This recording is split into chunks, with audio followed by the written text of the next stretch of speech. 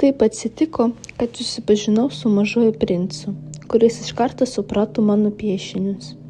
Su juo susitikau Saharos dykumoje, kai mano lėktuvas sugedo, ir jis pirmasis mane paklausė: ar gali nupiešti avį? Nustebau, kaip gali vaikas tokia vietoje pasirodyti ir kodėl jis norėjo būtent avies.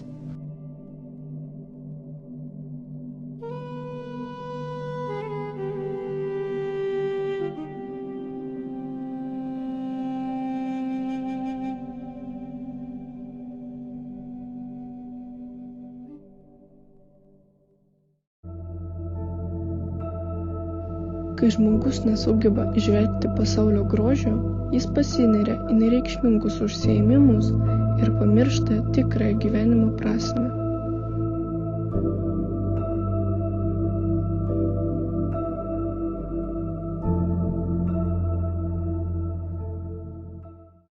Tu man dabar tik tai mažas berniukas, visiškai panašus į 100 000 kitų berniukų, ir tu man nereikalingas, o aš tau esu taip pat nereikalinga.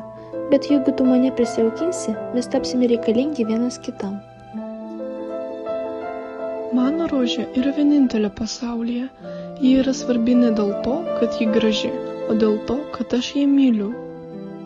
Tik su širdimi mes galime suprasti, kas yra svarbiausia, ir pamatyti tai, kas yra nematoma akimis.